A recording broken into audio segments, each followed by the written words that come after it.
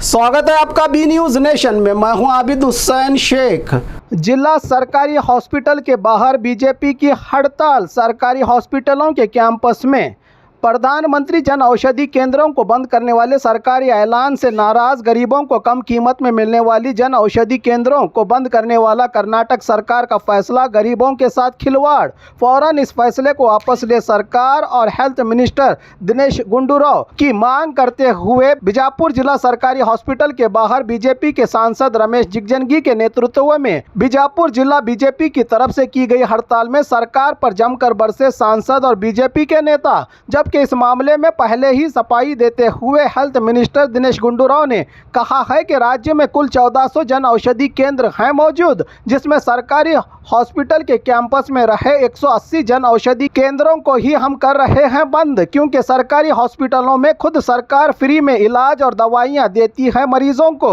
तो इन जन औषधि केंद्रों की क्या ज़रूरत, कम कीमत पर भी क्यों खरीदे जनता मुफ्त दवाई छोड़कर, कहा है हेल्थ मिनिस्टर दिनेश गुंडूराव ने। जनौषधि केंद्र बंद ಮಾಡುತ್ತಿರುವ ಕಾಂಗ್ರೆಸ್ ಸರ್ಕಾರಕ್ಕೆ ಗುಂಡಾಗಿರಿ ಮಾಡುತ್ತಿರುವ ಕಾಂಗ್ರೆಸ್ ಸರ್ಕಾರಕ್ಕೆ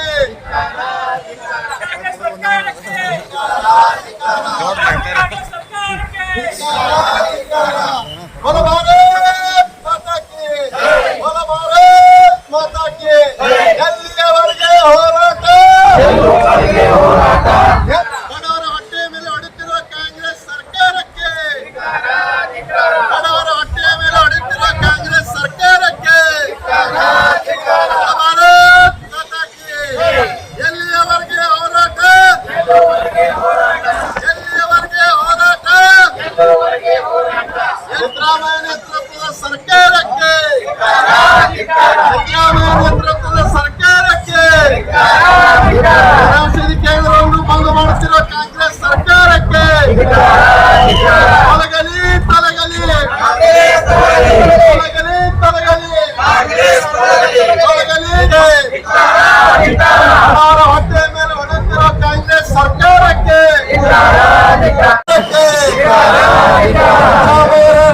ನೇತೃತ್ವದ ರಾಜ್ಯ ಸರ್ಕಾರಕ್ಕೆ ನಾವೆಲ್ಲ ಇವತ್ತು ಈ ಒಂದು ಪ್ರತಿಭಟನಾ ಕಾರ್ಯಕ್ರಮವನ್ನ ಪ್ರಾರಂಭದ ದಿನ ಇವತ್ತು. ನಾನು ಸಿದ್ದರಾಮಯ್ಯನವ್ರಿಗೆ ಒಂದೇ ಒಂದು ಪ್ರಶ್ನೆ ಕೇಳ್ತೀನಿ, ನಿನಗೇನು ನೈತಿಕ ಹಕ್ಕದಪ್ಪ? ಜನರಿಗೆ ಸುಳ್ಳು ಹೇಳಿ ಎಲ್ಲ ನಾನು ಅದು ಕೊಡ್ತೀನಿ ಇದು ಕೊಡ್ತೀನಿ ಅಂತೇಳಿ ಸುಳ್ಳು ಹೇಳಿ ಓಟ್ ತಗೊಂಡು ಸರ್ಕಾರ ನಡೆಸ್ಲಕತ್ತಿದಿ. ಇವತ್ತು ನಿನಗೆ ನೈತಿಕತೆ ಏನದಪ್ಪ? ನೀನು ಒಬ್ಬ ಬಡ ಮನುಷ್ಯ ಅಂತೇಳಿ ನಾನು ಭಾವಿಸ್ಕೊಂಡಿದ್ದೀನಿ. ಅಲ್ಲ, ನಿಮ್ದೇನು ಮೈಯಾಗ ಏನಾಗ್ಯದ ನಿಮಗ? ಆ ಗುಂಡೂರಾಯರಿಗೆ ಏನಾಗ್ಯದ? ಅವ್ರ ಅಪ್ಪ ಎಟ್ಲ ಚಲೋ ಮನುಷ್ಯ ಇದ್ದ ಆಡಳಿತ ವಿಷಯದಲ್ಲಿ. ಈ ಸಿದ್ದರಾಮಯ್ಯಗೆ ಏನಾಗ್ಯದ?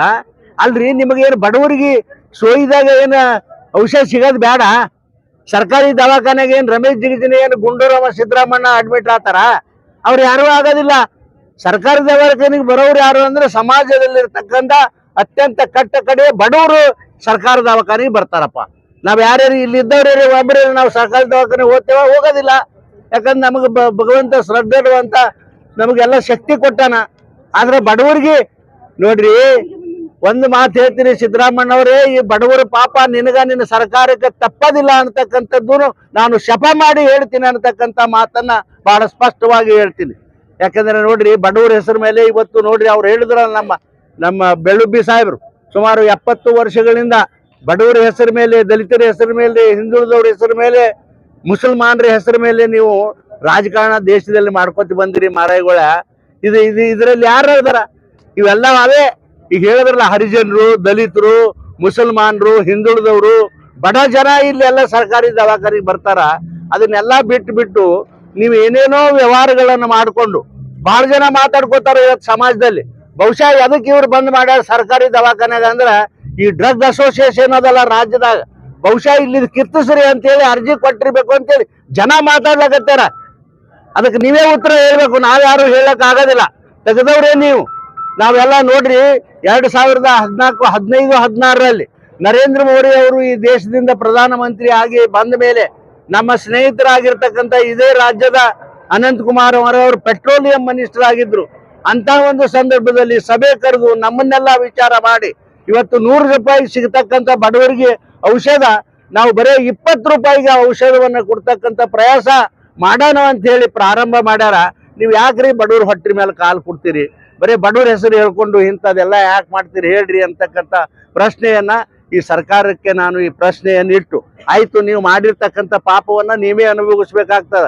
ನೀವು ಒಂದು ವಿಚಾರ ಬಹಳ ಸ್ಪಷ್ಟವಾಗಿ ಹೇಳ್ತೀರಿ, ಜನ ಏನಾದರೂ ಸಹಿಸ್ಕೋತಾರ, ಆದ್ರೆ ಬಡವನಿಗೆ ತೊಂದರೆ ಆದಾಗ ಮಾತ್ರ ನನ್ನ ಅನುಭವ ಹೇಳ್ತೀನಿ.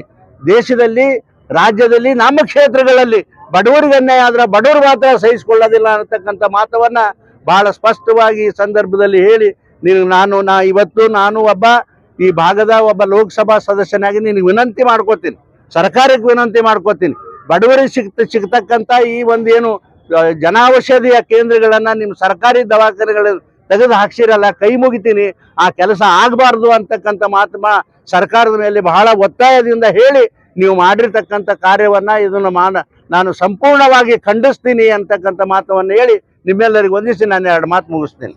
ಶ್ರೀ ನರೇಂದ್ರ ಮೋದಿಜಿಯವರು ಬಡವರಿಗಾಗಿ, ಮಧ್ಯಮ ವರ್ಗದವರಿಗಾಗಿ ಇವತ್ತೇನು ಜನ ಔಷಧಿ ಕೇಂದ್ರಗಳನ್ನ ಪ್ರಾರಂಭ ಮಾಡಿದ್ರು. ಇವತ್ತು ಕಾಂಗ್ರೆಸ್ ಸರ್ಕಾರ ಈ ನಮ್ಮ ನರೇಂದ್ರ ಮೋದಿಜಿಯವರ ಒಳ್ಳೆಯ ಕಾರ್ಯಕ್ರಮಗಳು ಇವರಿಗೆ ಜೀರ್ಣ ಮಾಡ್ಕೋಕ್ ಆಗ್ತಾ ಇಲ್ಲ. ಇವತ್ತು ಒಟ್ಟು ದೇಶದಲ್ಲಿ 15,000ಕ್ಕಿಂತಲೂ ಹೆಚ್ಚು ಜನ ಔಷಧಿ ಕೇಂದ್ರಗಳದಾವ. ಈ ನಮ್ಮ ರಾಜ್ಯದಲ್ಲಿ 1541 ಇವತ್ತು ಜನೌಷಧಿ ಕೇಂದ್ರ ಅದಾವ.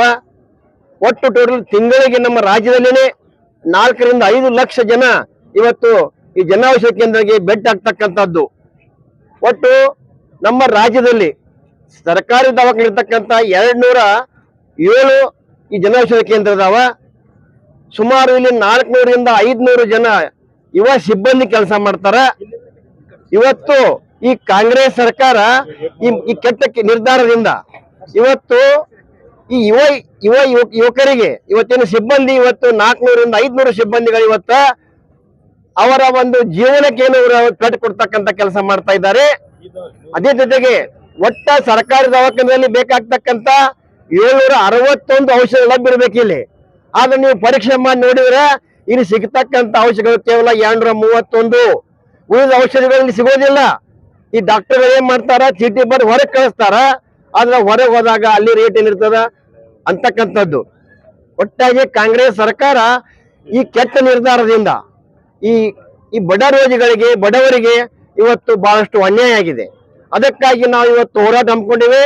ಬರುವ ದಿನಮಾನದಲ್ಲಿ ಇವತ್ತು ನಮ್ಮ ಒಂದು ಉದ್ದೇಶ, ನಮ್ಮ ಭಾರತೀಯ ಜನತಾ ಉದ್ದೇಶ ಇತ್ತಂದ್ರೆ ಕಡಿಮೆ ಜನ ಹೋಗ್ಬೇಕು, ಅಲ್ಲಿರ್ತಕ್ಕಂಥ ರೋಗಿಗಳಿಗೆ ತೊಂದರೆ ಆಗಬಾರ್ದು, ಮೈಕ್ ಬಳಸುವಂಗಿಲ್ಲ, ಮೌನವಾಗಿನ ಇವತ್ತು ನೀವು ಹೋರಾಟ ಮಾಡ್ಬೇಕಂತ ಕಾರಣದಿಂದ ಇವತ್ತು ನಾವು ಮೈಕನ್ನು ಬಳಸಿಲ್ಲ. ಮುಂದಿನ ದಿನಮಾನದಲ್ಲಿ ಹಳ್ಳಿಗಳಲ್ಲಿ ಕೂಡ ಜನ ಆಕ್ರೋಶ ಮತ್ತೆ ಹೇಳ್ತಕ್ಕೆ ಅಂತಕ್ಕಂಥ ಮಾತನ್ನು ಹೇಳಿ ನಾವು ರೋಡ್ಗೆ ಐತಿ ಅಂತಕ್ಕಂಥ ಮಾತನ್ನು ಹೇಳಿ ನಾನು 2 ಮಾತು ಮುಗಿಸ್ತೀನಿ.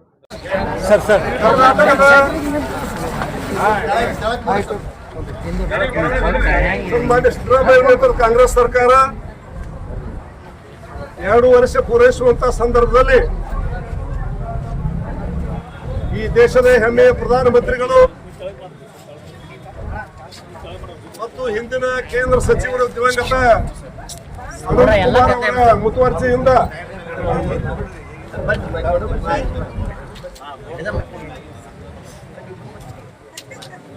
ಇಲ್ಲಿಯ ಕಡು ಬಡವರಿಗೆ, ಜನಸಾಮಾನ್ಯರಿಗೆ, ಸಾಮಾನ್ಯ ರೋಗಿಗಳಿಗೆ ಕೈಗೆಟುಕುವ ದರದಲ್ಲಿ ಔಷಧಿಗಳು ಸಿಗಬೇಕು ಅಂತಕ್ಕಂಥ ಚಿಂತನೆಯಿಂದ ದೇಶಾದ್ಯಂತ ಜನೌಷಧಿ ಕೇಂದ್ರಗಳನ್ನ ನಿರ್ಮಾಣ ಮಾಡಿರ್ತಕ್ಕಂಥದ್ದು ಜಗತ್ತಿನಲ್ಲೇ ಇತಿಹಾಸ ಅಂತ ಹೇಳಿ ತಪ್ಪಾಗ್ಲಿಕ್ಕಿಲ್ಲ. ಆದರೆ ಆ ಬಡವರನ್ನು ಉದ್ಧಾರ ಮಾಡ್ತೀವಿ ಅಂತ ಹೇಳಿ 60-70 ವರ್ಷ ದೇಶವನ್ನು ಆಳಿರ್ತಕ್ಕಂಥ ಕಾಂಗ್ರೆಸ್ ಸರ್ಕಾರ ಬಡವರಿಗೆ ಭಾರತೀಯ ಜನತಾ ಪಾರ್ಟಿ NDA ಸರ್ಕಾರ ಕೊಟ್ಟಿರ್ತಕ್ಕಂಥ ಔಷಧ ಅಂಗಡಿಯಲ್ಲಿ 100 ರೂಪಾಯಿ ಒಂದು ಔಷಧ ಸಿಗ್ತಂದ್ರೆ ಅದನ್ನ 80 ರೂಪಾಯಿ ಕಡಿಮೆ ಮಾಡಿ ಕೇವಲ 20 ರೂಪಾಯಿಗೆ ಸಿಗ್ತಕ್ಕಂಥ ಒಂದು ವ್ಯವಸ್ಥೆಯನ್ನು ಮಾಡಿ ಜನೌಷಧಿ ಕೇಂದ್ರಗಳ ಸ್ಥಾಪನೆ ಮಾಡಿರ್ತಕ್ಕಂಥ ಸಂದರ್ಭದಲ್ಲಿ ಈ ಒಂದು ಹಲ್ಕಾ ಕಾಂಗ್ರೆಸ್ ಸರ್ಕಾರ, ಭ್ರಷ್ಟ ಕಾಂಗ್ರೆಸ್ ಸರ್ಕಾರ ಆ ಜಿಲ್ಲಾ ಕೇಂದ್ರಗಳಿರಬಹುದು, ಜನೌಷಧಿ ಕೇಂದ್ರಗಳಿರಬಹುದು, ಅಲ್ಲಿ ಆ ಬಡವರಿಗೆ ಔಷಧವನ್ನು ಸಿಗದೇ ಇರತಕ್ಕಂಥ ಒಂದು ಕೆಟ್ಟ ಕೆಲಸವನ್ನು ಮಾಡಿರ್ತಕ್ಕಂಥ ಕಾಂಗ್ರೆಸ್ ಸರ್ಕಾರದ ನೀತಿಯನ್ನು ಖಂಡನೆ ಮಾಡಿ ಭಾರತೀಯ ಜನತಾ ಪಾರ್ಟಿ ಇವತ್ತು ಎಲ್ಲಾ ಜಿಲ್ಲಾ ಕೇಂದ್ರಗಳಲ್ಲಿ ಜಿಲ್ಲಾ ಆಸ್ಪತ್ರೆಗಳ ಎದುರುಗಡೆ ರಾಜ್ಯ ಸರ್ಕಾರದ ಬಡವರ ವಿರೋಧಿ ನೀತಿಯನ್ನು ಖಂಡಿಸಿ ನಮ್ಮ ಹೋರಾಟವನ್ನು ಪ್ರಾರಂಭ ಮಾಡಿರ್ತಕ್ಕಂಥದ್ದು. ಹೀಗಾಗಿ ಇವತ್ತು ಭಾರತೀಯ ಜನತಾ ಪಾರ್ಟಿ ನಾವು ಒತ್ತಾಯ ಮಾಡ್ತೀವಿ, ಕೂಡಲೇ ತಕ್ಷಣವೇ ಇವತ್ತಿನಿಂದ ಎಲ್ಲ ಜನೌಷಧಿ ಕೇಂದ್ರಗಳಲ್ಲಿ ಜಿಲ್ಲಾ ಆಸ್ಪತ್ರೆಗಳಲ್ಲಿ ಬಡವರಿಗೆ ಬಡ ರೋಗಿಗಳಿಗೆ ಸಿಗ್ತಕ್ಕಂಥ ಜನೌಷಧಿ ಕೇಂದ್ರದ ರೇಟಿನ ದರದಲ್ಲಿ ಆ ಒಂದು ಔಷಧಿಗಳ ಲಭ್ಯತೆಯನ್ನು ಕೊಡಬೇಕು. ಕೊಡದೆ ಹೋದ್ರೆ ಭಾರತೀಯ ಜನತಾ ಪಾರ್ಟಿ ಇವತ್ತು ನಮ್ಮ MP ಅವ್ರ ನೇತೃತ್ವ ಮಾಡ್ಲಾಕತ್ತಿದೀವಿ. ಈ ಹೋರಾಟವನ್ನ ಹಳ್ಳಿ ತಗೊಂಡು ಹೋಗ್ತೀವಿ. ನಿಮ್ಮ ಬಂಡವಾಳವನ್ನ ಬಡವರ ಬಗ್ಗೆ ನಿಮ್ಗೆ ಇರ್ತಕ್ಕಂಥ ಮೊಸಳೆ ಕಣ್ಣೀರನ್ನ ಜನರಿಗೆ ತಿಳಿಸ್ತಕ್ಕಂಥ ಕೆಲಸವನ್ನು ಮಾಡ್ತೀವಿ ಅಂತಕ್ಕಂಥ ಮಾತನ್ನ ಹೇಳಿ ಕಾಂಗ್ರೆಸ್ ಸರ್ಕಾರ ಬೇಗನೆ ಈ ಒಂದು ಔಷಧ ವ್ಯವಸ್ಥೆಯನ್ನ ಪೂರೈಕೆ ಮಾಡ್ತಕ್ಕಂಥ ವ್ಯವಸ್ಥೆಯನ್ನು ಮಾಡಬೇಕು, ಬಡ ರೋಗಿಗಳಿಗೆ ಅನುಕೂಲ ಮಾಡಬೇಕು ಅಂತಕ್ಕಂಥ ಒತ್ತಾಯ ಮಾಡಿ ನನ್ನ ಮಾತನ್ನು ಮುಗಿಸ್ತಾ ಇದ್ದೇನೆ. ಜೈ ಹಿಂದ್. और खबरों के लिए देखते रहिए बी न्यूज़ नेशन।